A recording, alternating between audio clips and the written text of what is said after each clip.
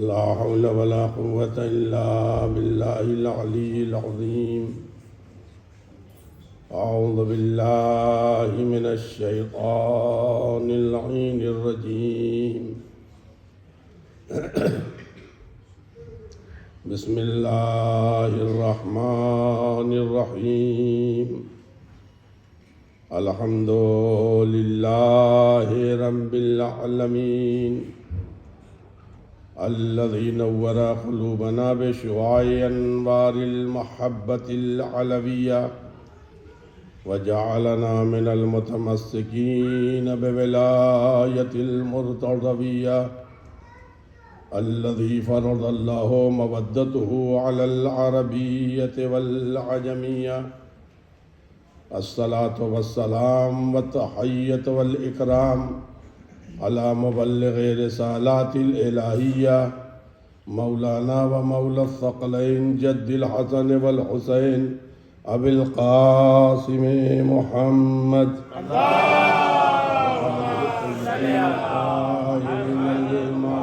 المظلومين ولعنة الله على أعدائهم أجمعين. أما بعد فقد قال الله تبارك وتعالى في كتابه الكريم: بسم الله الرحمن الرحيم. كنتم خير أمة أخرجت للناس تأمرون بالمعروف وتنهون عن المنكر وتؤمنون بالله. صلوات پڑھ دیں محمد.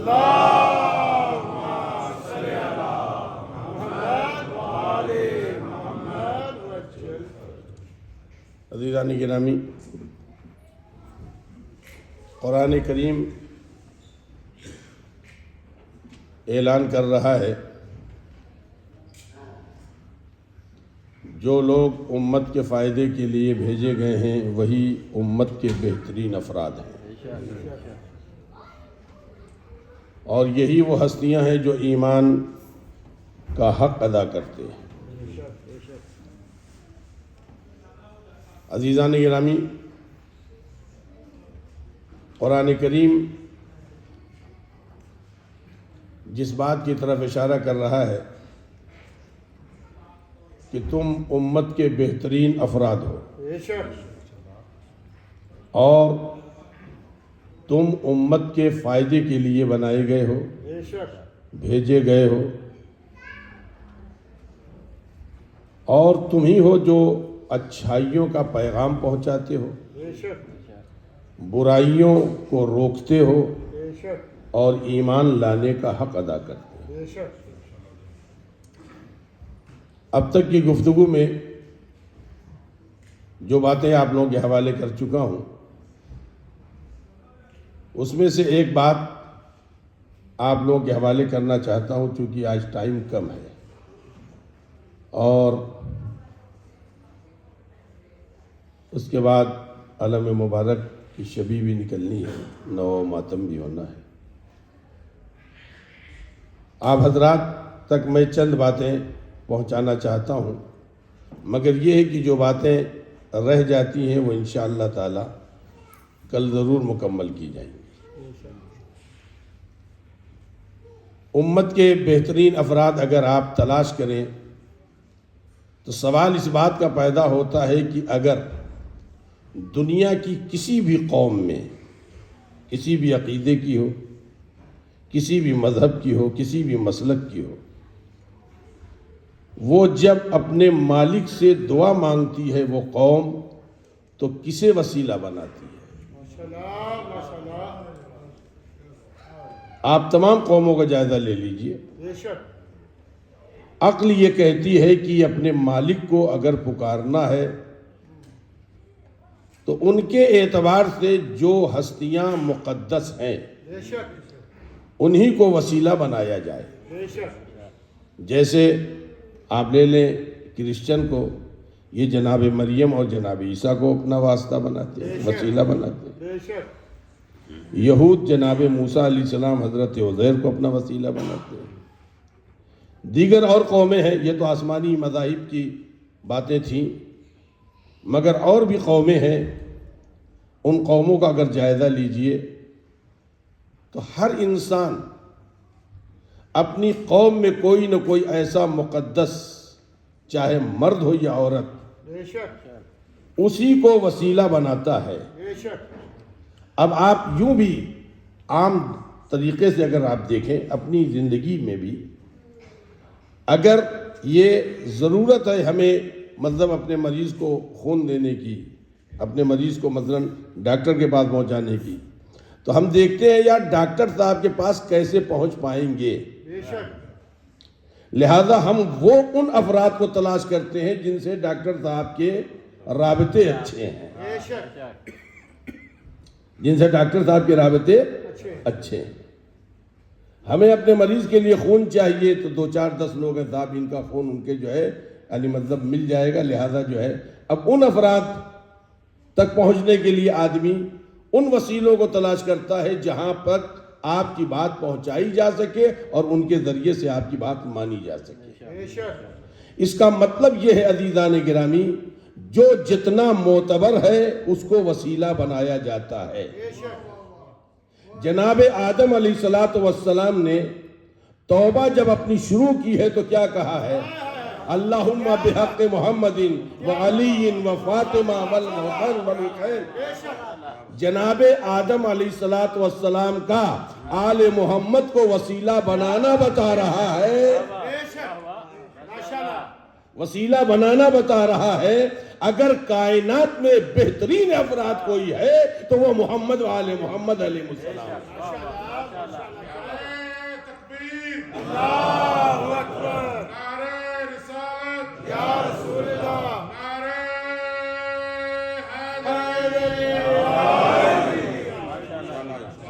اور محمد و آل محمد بلندتر صلوات۔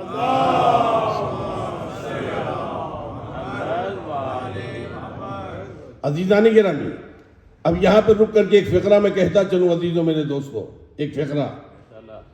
جب آل محمد کے بغیر ہمارے باپ کی دعا قبول نہیں ہو رہی ہے، اولادوں کی دعا کیا قبول ہو جائے؟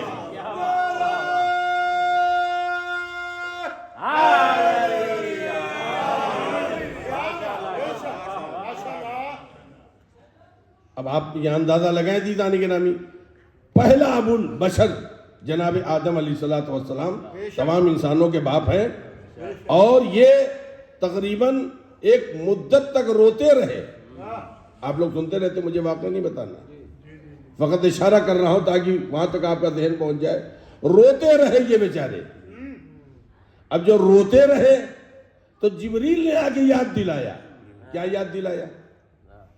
جب اللہ نے ان کے جسم میں روح پھونکی اور یہ روح جب سینے کی طرف آئی اور کان تک زندگی پہنچی تو کچھ آوازیں ٹکرا رہی تھی،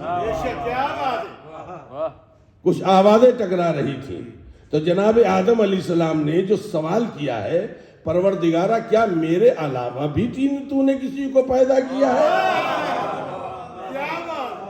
جو ہم سے افضل ہے، ہم سے برتر ہے؟ توجہ فرمائے عزیزان گرامی۔ تو پروردگار عالم نے جو جواب دیا ہے وہ آپ لوگ حدیث قصہ میں بھی پڑھتے رہتے ہیں۔ فقط اپنے موضوع کے تحت اپنی بات آگے بڑھانا چاہتا ہوں۔ عزیزان گرامی، خدا نے کیا جواب دیا؟ ہاں آدم، اگر وہ نہ ہوتے تو تم نہ ہوتے، اگر انہیں پیدا کرنا نہ ہوتا تو نہ آسمان کا شامیانہ ہوتا، نہ زمین کا فرش ہوتا، نہ یہ کائنات ہوتی، نہ تم ہوتے۔ جب آل محمد کے بغیر ہمارا باپ نہیں پیدا ہو سکتا ہے،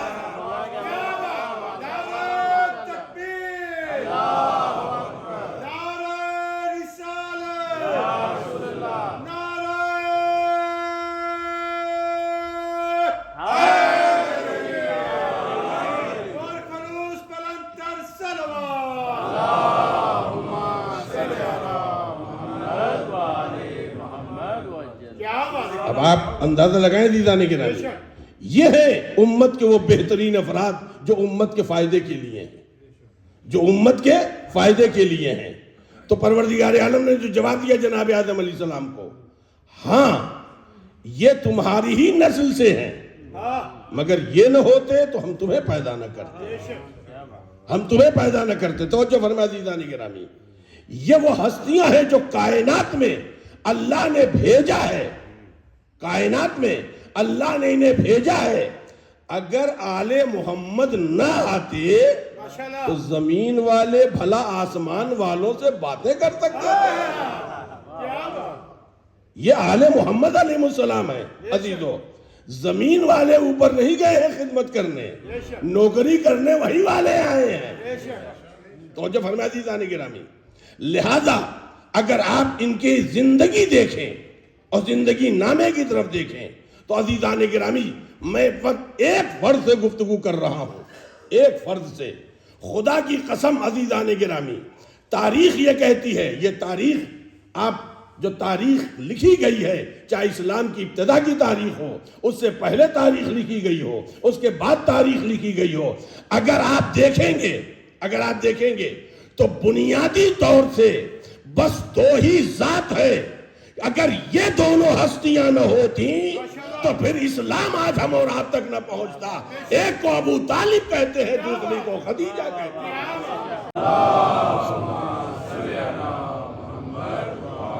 اور پورے اس میں نظام میں آپ دیکھ لیں اسلام میں۔ میں فقط خلاصہ کر رہا ہوں، چونکہ وقت نہیں کہ میں تفصیل کی طرف جاؤں، میں فقط خلاصہ کر رہا ہوں عزیزو۔ یہ کشتی اسلام ہے، اس کو ناخدا چاہیے جو کشتی کو چلا سکے، اس کشتی کو بادبان چاہیے جو کشتی کو آگے بڑھا سکے، کشتی کو پتوار چاہیے جو اس کشتی کو کیا کرے، پانی میں آگے دوڑا سکے۔ توجہ فرمائے عزیزان گرامی، اب اس کشتی کو ناخدا چاہیے۔ ابو طالب نے آواز دی، پروردگار تو اپنا انقلاب بھیج کے تو دیکھ،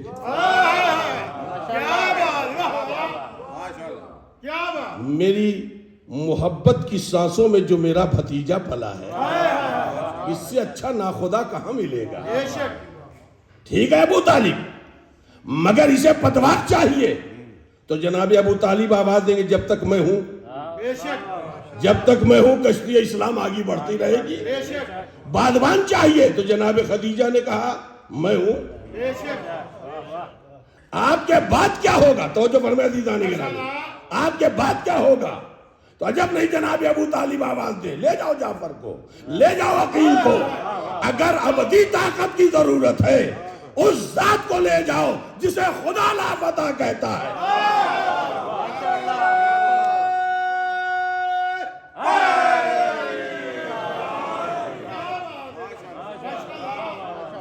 جسے خدا لا فتح کہتا ہے۔ توجہ عزیزان گرامی، اب پورے عالم اسلام سے پوچھئے، شیب ابی طالب سے پوچھئے اگر علی نہ ہوتے تو کیا ہوتا، بستر رسول سے پوچھئے اگر علی نہ ہوتے تو کیا ہوتا، دوش رسالت سے پوچھئے اگر علی نہ ہوتے تو کیا ہوتا، قرآن سے پوچھئے علی نہ ہوتے تو کیا ہوتا، خیبر سے پوچھئے علی نہ ہوتے تو کیا ہوتا، خندق سے پوچھئے علی نہ ہوتے تو کیا ہوتا، عالم اسلام سے پوچھئے علی نہ ہوتے تو کیا ہوتا، جنت سے پوچھئے علی نہ ہوتے تو کیا ہوتا، کوثر سے پوچھئے علی نہ ہوتے تو کیا ہوتا، جبریل سے پوچھئے علی نہ ہوتے تو کیا ہوتا۔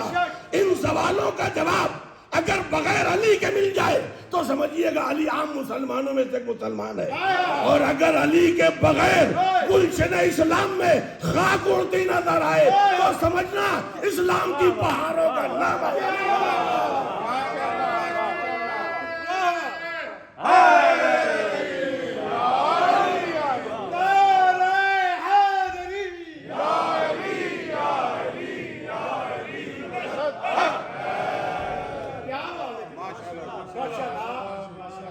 اسلام کی بہاروں کا نام ہے علی، اسلام کی قوت کا نام ہے علی، اسلام کی طاقت کا نام ہے علی۔ بات آ گئی تو آپ لوگوں تک میں پہنچانا چاہتا ہوں عزیزان گرامی، بقیہ تو آپ لوگ سنتے رہتے، اپنے موضوع کے تحت ایک بات عزیزان گرامی، اسلام کے لیے فائدہ ابو طالب کا بیٹا، پیغمبر کے لیے فائدہ ابو طالب کا بیٹا، دوش رسالت پر علی سوار ہوئے، دوش رسالت پر علی سوار ہوئے۔ اب آپ ذرا سوچیں عزیزان گرامی، امیر المومنین اور یہ ہمارے محدث دہلوی صاحب دہلی کے رہنے والے مر گئے، بہت زمانہ ہوا، انہوں نے کتاب لکھی مدارج النبوہ، فارسی زبان میں، ہو سکتا اردو میں بھی ترجمہ ہو گیا ہو، اس میں انہوں نے لکھا ہے امیر المومنین علیہ السلام نے فرمایا یا رسول اللہ میں اپنے آپ کو اتنی بلندی پہ محسوس کر رہا ہوں چاہوں تو ستارے توڑ دوں۔ توجہ فرمائے تھی جی۔ اب اگر آپ دیکھیں، آپ بستر پیغمبر، اگر امیر المومنین نہ ہوتے تو کون سو کر کے نبوت کی جان بچاتا؟ نبی کے لیے فائدہ۔ میں پھر کہہ رہا ہوں عزیزان گرامی، وقت کم ہے لہذا میں بہت زیادہ تفصیل کی طرف نہیں جانا چاہتا ہوں۔ عزیزو، جب عالم اسلام تھک گیا، عالم اسلام تھک گیا اور عالم اسلام کے گویا لشکر اسلام کے سردار بھی تھک گئے، علم پھینکتے پھینکتے، علم پھینکتے پھینکتے یہ بھی تھک گئے، اور لشکر میں اور سردار میں باقاعدہ کشمکش ہے۔ سردار کہتا ہے لشکر بھاگا، لشکر کہتا ہے سردار بھاگا۔ توجہ عزیزان گرامی، ایسے ماحول میں جب اسلام خطرے میں ہے، جب نبی خطرے میں ہے، جب قرآن خطرے میں ہے، تو نبی نے کسے بلایا؟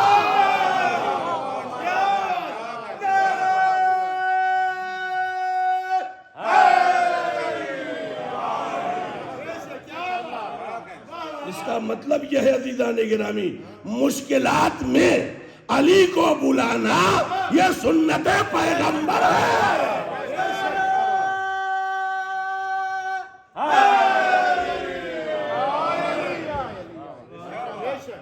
آپ پوری تاریخ دیکھ لیں، آپ حضرات سنتے رہتے ہیں، مجھے تفصیل کی طرف جانا بھی نہیں ہے، مجھے ایک دو باتیں اس سلسلے کی کہنی ہے عزیزان گرامی۔ آپ سوچیں اس موقع پر جب اسلام خطرے میں ہے، جب نبی خطرے میں ہے، جب قرآن خطرے میں ہے، اس موقع پر کون ہے جو کام آ رہا ہے؟ آپ کو میں دونوں منظر دکھا رہا ہوں، دونوں منظر دکھا رہا ہوں۔ ایک منظر وہ ہے جو بستر نبی کا ہے، ایک منظر ہے خیبر کا۔ آپ دونوں منظر میں دیکھ لیجئے، بستر پر کون سویا ہے؟ مولا علی۔ مشرکین مکہ کیا سمجھ رہے ہیں؟ نبی سو رہے ہیں، جبکہ امیر المومنین کی عمر کتنی تھی؟ توجہ عزیزان گرامی، اس کا مطلب یہ ہے انگشتر رسالت میں وہی فٹ ہوتا ہے۔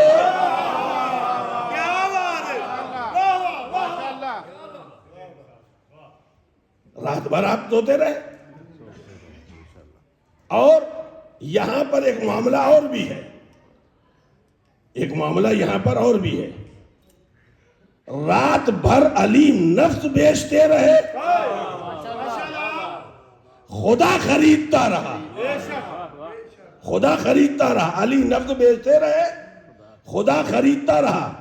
ملائکہ کی بھی آپس میں اللہ نے جو ہے ذرا سا مقابلہ کروا دیا، تم میں سے کون ہے جو ایک دوسرے پہ جب کہا یہ نہیں ہو سکتا پروردگار، کہا نیچے دیکھو، ایک بھائی اپنے بھائی پر گویا خاتم الانبیاء کو بچانے کے لیے اپنی جان قربان کر رہا ہے، جاؤ تم لوگ ڈیوٹی دو، ان کی حفاظت کرو۔ عزیزو یہاں پر اگر آپ دیکھیں اور اندازہ لگائیں، آپ حضرات واقعہ سنتے ہیں، مجھے فقط اپنے بچوں کے لیے بات کہنی ہے تاکہ شب ہجرت کوئی بھولنے نہ پائے۔ شب ہجرت وہ بنیادی تاریخ ہے جہاں سے دنیا سمجھ سکتی ہے اسلام کی حیات اگر آج ہے، اسلام کا دل اگر دھڑک رہا ہے تو یہ ابو طالب کے بچوں کا صدقہ ہے۔ جناب امیر المومنین علیہ السلام اپنا نفس بیچ رہے ہیں، نفس خدا کے حوالے اور رضایت خدا علی کے حوالے۔ توجہ فرمائے عزیزان گرامی، اب یہاں پر ایک روایت پڑھنے کا دل کرتا ہے تاکہ آپ حضرات کو میں اپنی بات پہنچا سکوں۔ آپ اگر سورہ بینہ پڑھیں تو سورہ بینہ میں ہے الذین آمنوا وعملوا الصالحات اولئک هم خیر البریہ، جو لوگ ایمان لائے اور نیک عمل انجام دیتے ہیں وہ خیر البریہ ہیں۔ اصحاب نے پوچھا یا رسول اللہ وہ خیر البریہ کون؟ پیغمبر نے فرمایا یہ مسجد نبوی کا معاملہ ہے، کہا کہ اس دروازے سے جو ابھی آپ کی بات پوری نہیں ہوئی تھی، دیکھا امیر مومنین علیہ السلام تشریف لائے، ابھی بات مکمل نہیں ہوئی ہے. اس دروازے سے جو آئے گا اس کے شیعہ خیر البریہ. یہ تو خیر البریہ کا امام ہے، یہ خیر البریہ کے امام ہے. وہ جو آئے گا اس کے شیعہ. توجہ عزیزان گرامی، تو جزاؤہم عند ربہم، یہی سورے کی بات ہو رہی ہے، میں آگے ادھر ادھر نہیں جا رہا ہوں. جزاؤہم عند ربہم، خیر البریہ کی جزا کیا ہے؟ ان کے رب کے نزدیک ہے جنات عدن تجری من تحتہا الانہار، انہیں جنت دی جائے گی. یہ وہ جنت نہیں جس سے نکال دیا جائے، جنات عدن ہے جو جائے گا تو پھر نکالا نہیں جائے گا. جنات عدن، اس کی خاصیت یہ کہ تجری من تحتہا الانہار، اس کے نیچے سے نہریں جاری ہوں گی. رضی اللہ عنہم، اللہ ان سے راضی ہوگا. رضو عنہ، وہ لوگ خدا سے راضی ہوں گے. توجہ دیدانے گرامی، آپ لوگ ذرا جھاگتے رہیے گا. ایک فقرہ میں کہنے جا رہا ہوں، بڑا ہی قیمتی فقرہ ہے جو میں آپ کے حوالے کر رہا ہوں. کہاں تک میں اپنی بات پہنچا پاؤں گا تھوڑی آپ کی بھی ذمہ داری ہے. یہ کس کی جزا ہے؟ جنت علی کی جزا ہے یا ان کے شیعوں کی؟ ان کے شیعوں کی. وہ تو جنت کے مالک ہیں، وہ تو جنت کے مالک ہیں. اور قرآن کریم کہہ رہا ہے، پیغمبر اسلام نے کیا کہا؟ ان کے شیعہ خیر البریہ ہیں. تو ان شیعوں کی کیا جزا ہوئی؟ جنت. دوسری جزا اللہ ان سے راضی. تیسری جزا وہ اللہ سے راضی. توجہ دیدانے گرامی، یہ کس کی جزائیں ہیں؟ علی کے شیعوں کی ہیں. تو پتہ یہ چلا اگر کسی کو رضی اللہ بنانا ہے تو پہلے علی کا شیعہ بنا.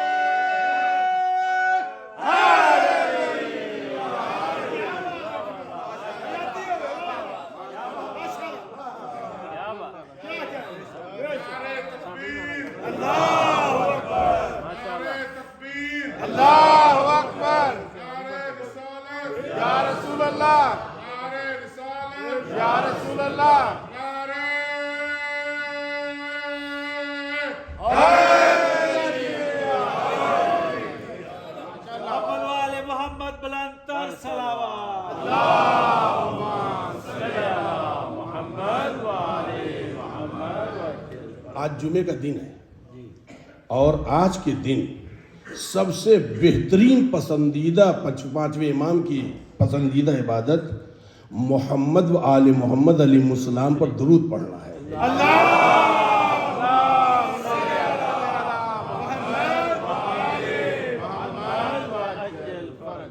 عزیزان گرامی، آپ خود دیکھ لیں، قرآن کریم بھی ترتیب آیتیں پیش کر رہا ہے. اولئک ہم خیر البریہ، پیغمبر نے کہا خیر البریہ کون ہے؟ علی کے شیعہ. جزاؤہم عند ربہم، یہ کس کی جزا ہے؟ علی کے شیعوں کی ہے. تو علی کے شیعوں سے خدا راضی اور وہ خدا سے راضی. تو اب کسی کو بھی رضی اللہ بنانا ہوگا تو پہلے محب علی بنانا ہوگا، پہلے علی کا شیعہ بنانا ہوگا. توجہ عزیزان گرامی، وہ رضا خرید رہے تھے، علی نفس بیچ رہے تھے.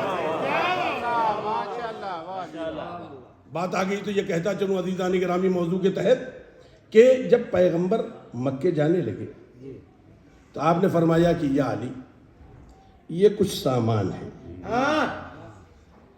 یہ میں تمہارے حوالے کرتا ہوں، خراب نہ ہونے پائے، کوئی لوٹنے نہ پائے، کوئی چھیننے نہ پائے. اس کی حفاظت کرنا اور اسے تم ان کے مالکوں تک پہنچا کر پھر مدینے. میں مدینے میں اس وقت تک داخل نہیں ہوں گا جب تک تم نہیں آ جاؤ. ٹھیک ہے بھائی، میں کہوں گا یا رسول اللہ، آپ کے بستر پر بچ جائیں علی، یہی بہت بڑی بات ہے. جائے گی آپ جو ہے، یہ جو آپ کے پاس امانت میں مال ہے، توجہ عزیزان گرامی، امانت داری مزاج علی کا نام ہے. امانت داری علوی مزاج کا نام ہے. بے شک امانت داری خاندان پیغمبر کی سیرت ہے.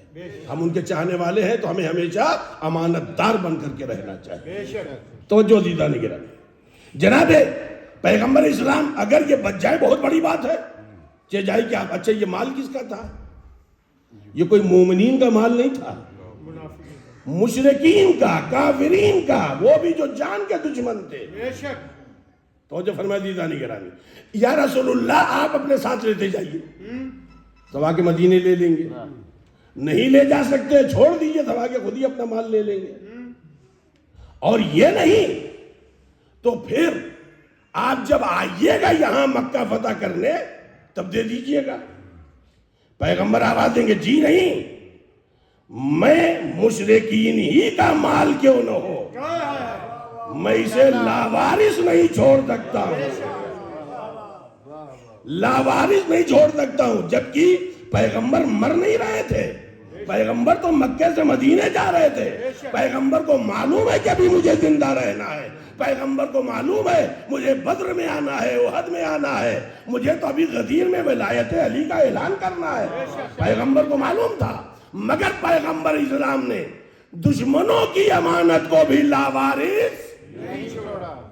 کیا بات ہے. توجہ دیدہ نگرانی. جو اپنی زندگی میں دشمنوں کا مال لاوارث نہ چھوڑے، اتنا بڑا اسلام لاوارث چھوڑ کے چلا جائے.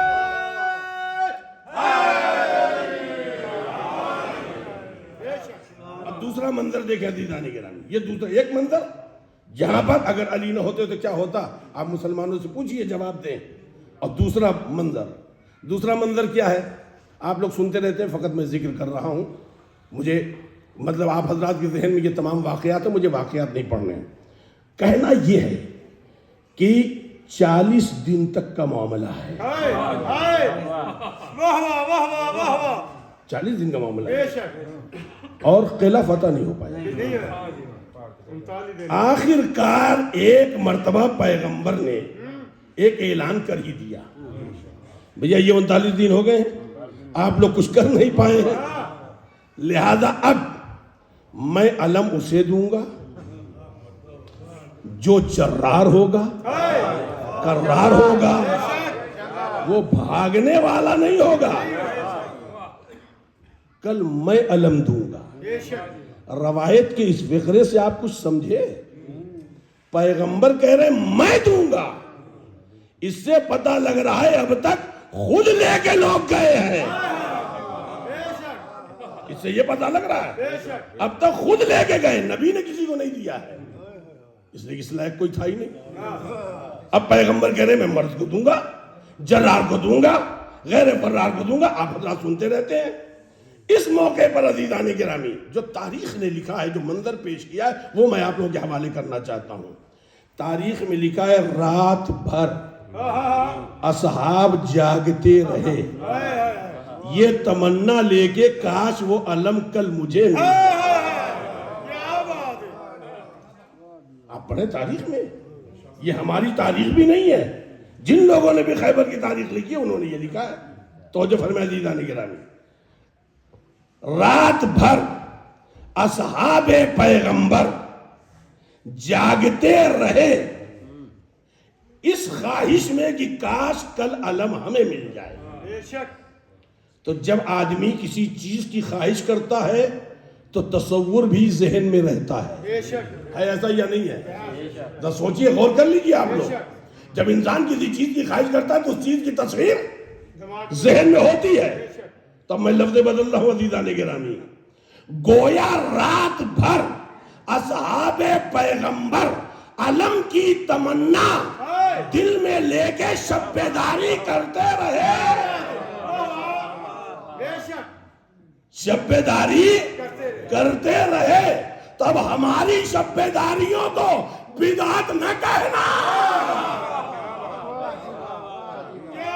یہ تو سیرت اصحاب پیغمبر ہے بے شک. عزیزان گرامی. اور ہر آدمی صبح میں سب اچک اچک کے دیکھ رہے ہیں کاش ہمیں مل جائے. کچھ لوگ جو لمبے تھے لمبائی کا فائدہ اٹھا رہے تھے، جو ناٹے تھے وہ دوسروں کے کاندھوں کا فائدہ اٹھا رہے تھے. مگر جب امیر المومنین علی نے بھی طالب علیہ السلام کا نام لیا پیغمبر نے. سلمان و مقداد جاؤ, سلمان و ابو ذر جاؤ, علی کو مدینے سے لے کے آؤ.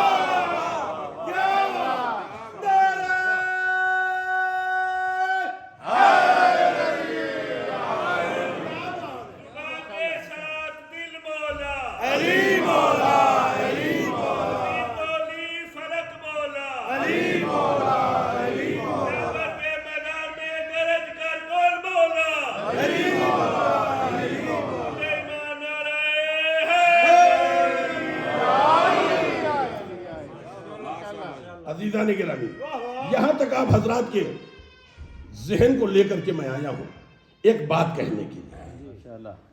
یہاں تک آپ حضرات کے ذہن کو لے کر ایک بات کہنے کے لیے.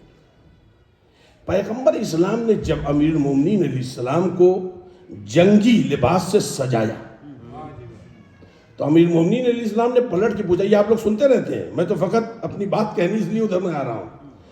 مولا کائنات علیہ السلام نے پلٹ کے, یا رسول اللہ کب تک جنگ کرتا رہوں گا؟ یہ مرد پوچھتا ہے, میدان جنگ کے بھاگنے والے نہیں پوچھتے ہیں.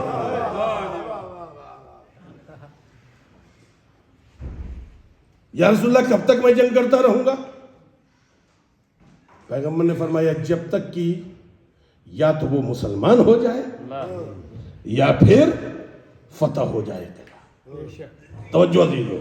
اور یہ کہنے کے بعد آپ لوگ ذرا جاگتے رہیے, ایک بات میں کہنے جا رہا ہوں جہاں تک آپ حضرات کے ذہن کو لانا تھا, اور جب آپ سوچیں گے آپ اس میں امیر المومنین اسلام کی اس فضیلت کو محسوس کریں گے. جناب پیغمبر اسلام کہتے ہیں علی تم چلو آگے آگے, دعائیں میری تمہارے پیچھے جا رہی ہیں. تم آگے جاؤ, دعائیں تمہارے پیچھے پیچھے چل رہی ہیں. میں اپنی دعائیں بھیج رہا ہوں. یا رسول اللہ دشمن تو سامنے سے آئے گا, آپ سیفٹی کے لیے دعا پیچھے سے بھیج رہے ہیں. کیا بات ہے نا؟ آپ کو چاہیے کہ یہ کہیے علی آگے آگے میری دعائیں چل رہی ہیں, پیچھے پیچھے تم چلو. یہ کیا بات ہوئی؟ علی تم آگے آگے چلو, میری دعائیں پیچھے پیچھے جا رہی ہیں. عجب نہیں پیغمبر آواز دے میرے علی کو ان یہودیوں سے اتنا خطرہ نہیں ہے جتنا پیچھے ہے.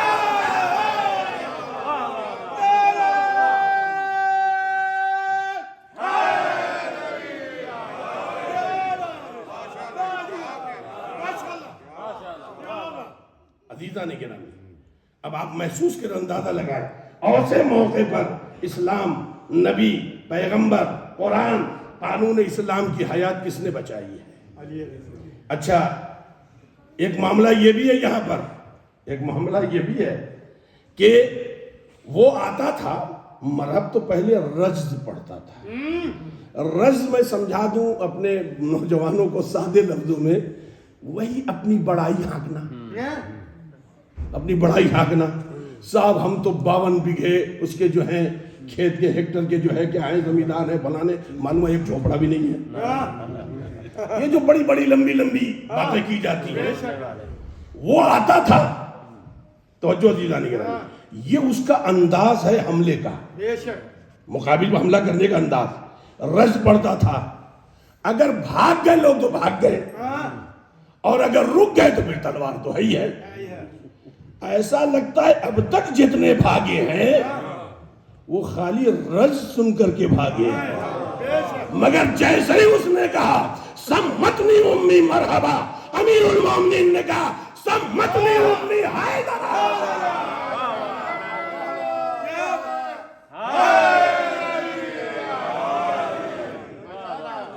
لہجے کی گرج بتا رہی ہے کوئی شیر آیا ہے, کوئی شیر آیا ہے. میں کہوں گا مولا آپ نے اپنا نام علی کیوں نہیں بتایا؟ کہ میں علی کیسے بتا دیتا؟ اس نے کہا تھا میری ماں نے میرا نام رکھا ہے. شاید اسی دن کے لیے بنت اسد نے اپنے فرزند کا نام حیدر رکھا تھا تاکہ کسی میدان میں بھاگنا نہ پڑے.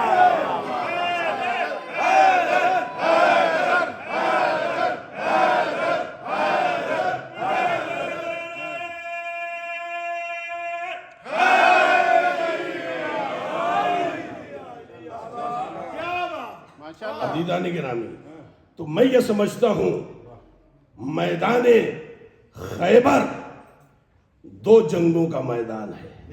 ایک طرف مادری کردار کی جنگ ہے، دوسری طرف تلوار کی جنگ ہے. بڑا اچھا ہوا لوگ نہیں رکے، ورنہ عزیزان گرامی کوئی یہ کہنے کے لائق نہیں تھا میری اماں نے میرا یہ نام رکھا. گویا خیبر میں بنت اسد کا مادری کردار بول رہا ہے، مادری کردار بول رہا ہے. اسی لیے چھٹے امام علیہ السلام نے فرمایا ہے میرے عزیزوں، میرے نوجوانوں، تم اپنے لیے خوبصورت بیوی لے آؤ، بہت اچھی بات ہے، اچھی بیوی لے کر کے آؤ، اور اچھی بات ہے. بہت حسین و خوبصورت ہو، بڑھیا حلوہ بناتی ہو، بہت اچھی بات ہے. مگر میرے نوجوانوں یہ یاد رہے، اگر تمہیں خوبصورت بیوی چاہیے تو تمہارے بچوں کو کیریکٹر والی ماں چاہیے. میں آج کربلا کے اس عنوان سے جو پیغام آپ لوگوں کے حوالے کر رہا ہوں، عزیزان گرامی یہ یاد رہے مادری کردار کا اثر کتنا ہوتا ہے. چھٹے امام فرماتے ہیں جب ہماری محبت کی ٹھنڈک کا احساس کرو تو اپنی ماؤں کو دعا دے. اسی علی نے جناب عقیل سے کہا تھا کوئی بہادر خاندان دیکھو، کوئی بہادر خاندان دیکھو تاکہ اس کے بدن سے بہادر بچے پیدا ہو، جو کربلا میں میرے حسین کے کہا. عزیزان گرامی میں کہوں گا مولا آپ تو خود ہی بہادر ہیں، شیر کا بچہ شیر ہوگا. عجب نہیں مولا آواز دیں، اگر باپ بہادر ہے ماں بہادر نہیں ہے تو تاریخ کا محمد حنفیہ نظر آئے گا، اور اگر ماں بھی بہادر ہے تو تاریخ کا عباس کہا جائے گا.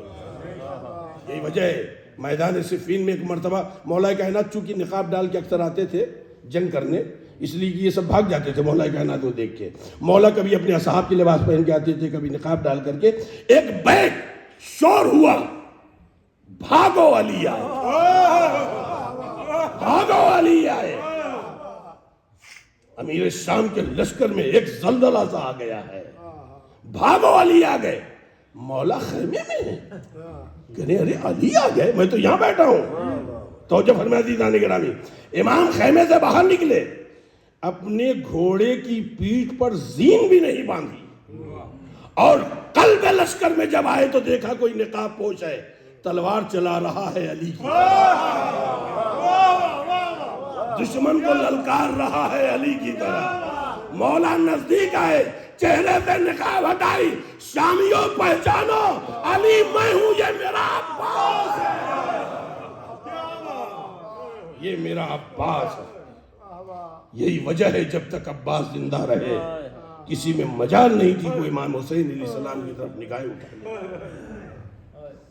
عزیزو اگر آپ اندازہ لگائے اور محسوس کریں اس منزل کو، میں بہت زیادہ عزیزان گرامی تفصیل میں نہیں جاؤں گا، اور وقت کے اندر میں چاہتا ہوں بات ختم ہو جائے، رونے کے لیے کافی ہے عزیزو.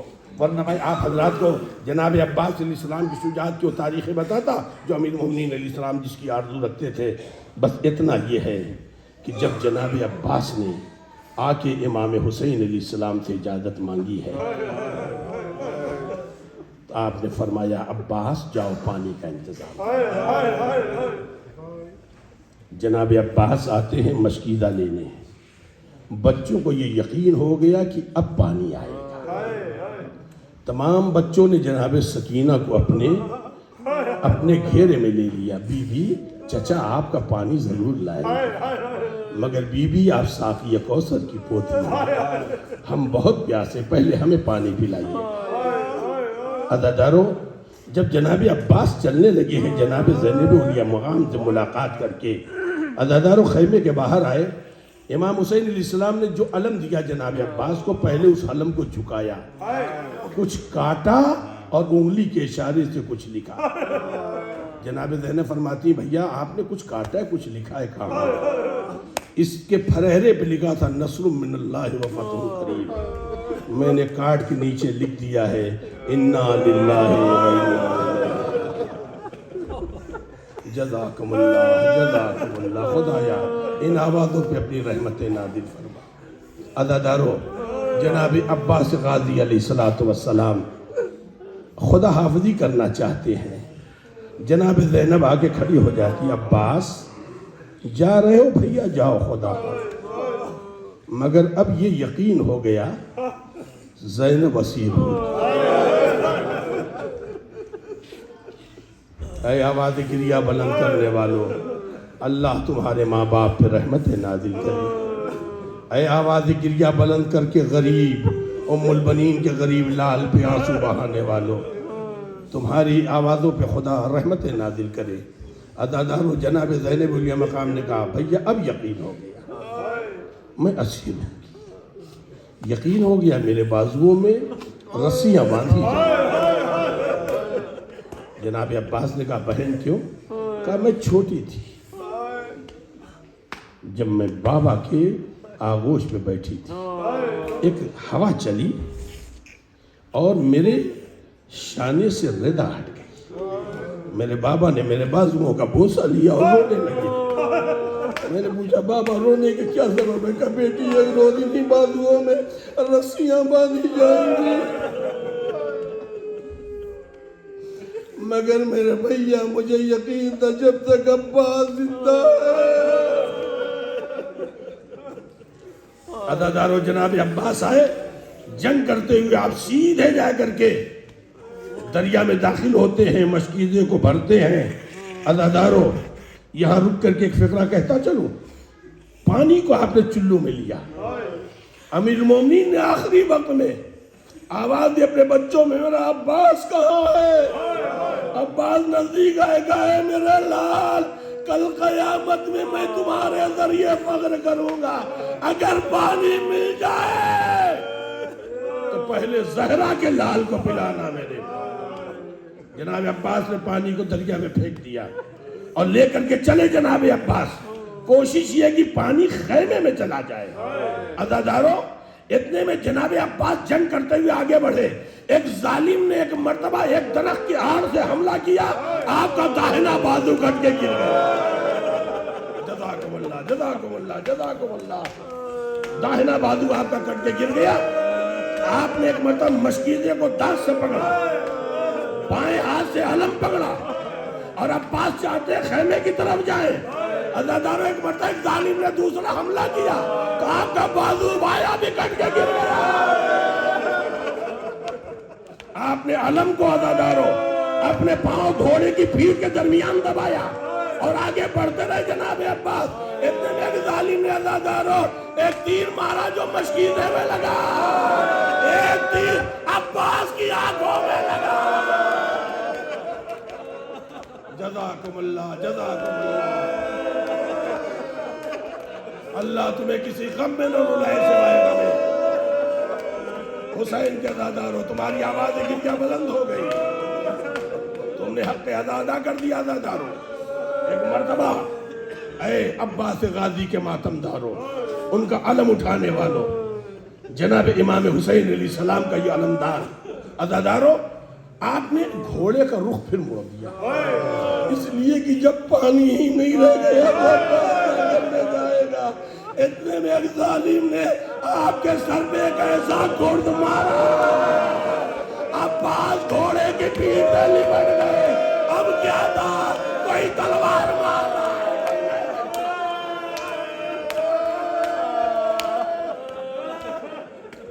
عزادارو امام حسین علیہ السلام کے کانوں میں آواز آئی.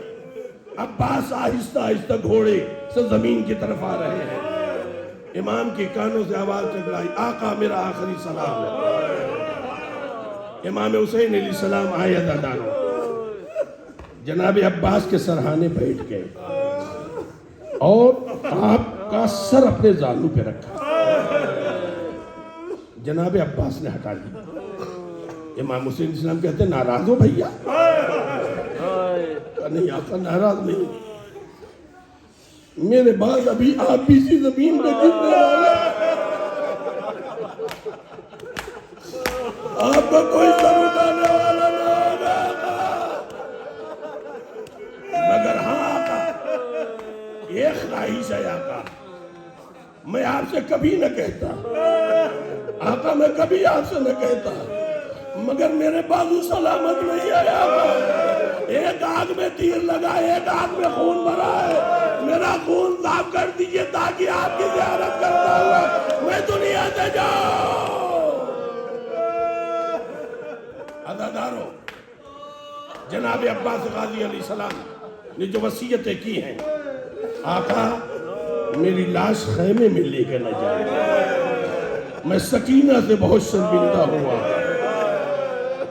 عزادارو، امام حسین علیہ السلام جب چلے تو خالی علم لے کے چلے، میں ختم کر دیتا مسائل۔ آپ حضرات کی آواز گریہ بھی بلند ہو گئی، آپ حضرات کی آنکھیں نم ہو گئی، انشاءاللہ تھوڑی دیر میں شبیہ علم میں مبارک آپ کے سامنے ہوگا، آپ زیارت کریں گے۔ عزادارو، بس ایک بات کہنی ہے، آؤ چلو ام البنین کو پرسہ دینے چاہیے۔ عزادارو، آخری فقرے زحمت تمام ہے، نہ جانے اگلے سال زندگی رہے نہ رہے، غازی کو آئیے ان کی ماں کا پرسہ دینے، مدینے چلے، رات کا اندھیرا ہے، جنت البقیع میں 4 قبروں کا نشان بنایا۔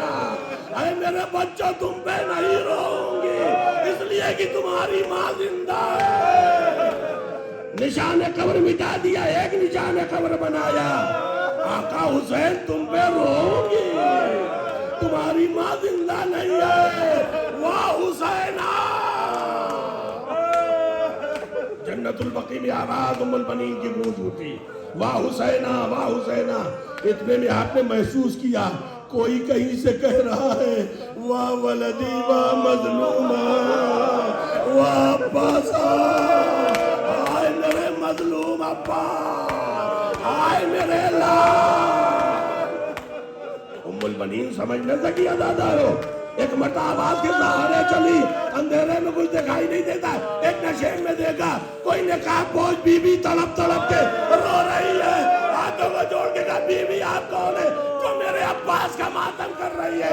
بی بی نے نقاب ہٹایا، اے ام البنین، میں فاطمہ زہرا، ارے میرے بچے پہ کوئی رونے والا نہیں، واہ عباسہ، واہ حسینہ، ماتم حسین۔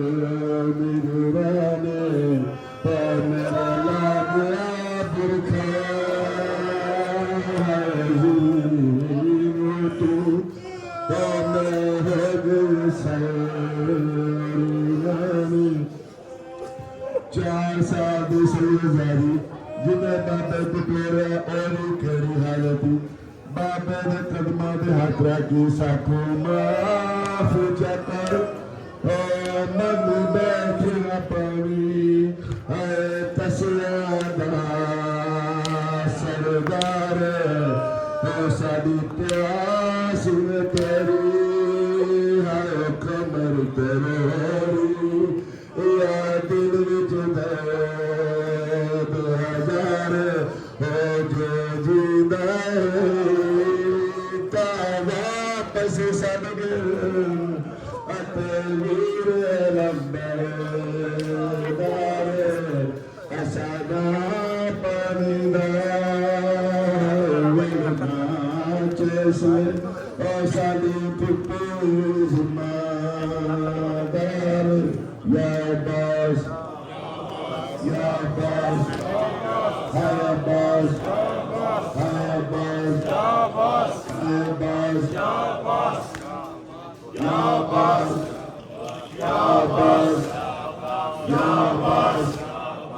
عباس، یا عباس، یا عباس، یا عباس، یا عباس، یا عباس، یا عباس، یا عباس، یا عباس، یا عباس، یا عباس، یا عباس یا عباس یا عباس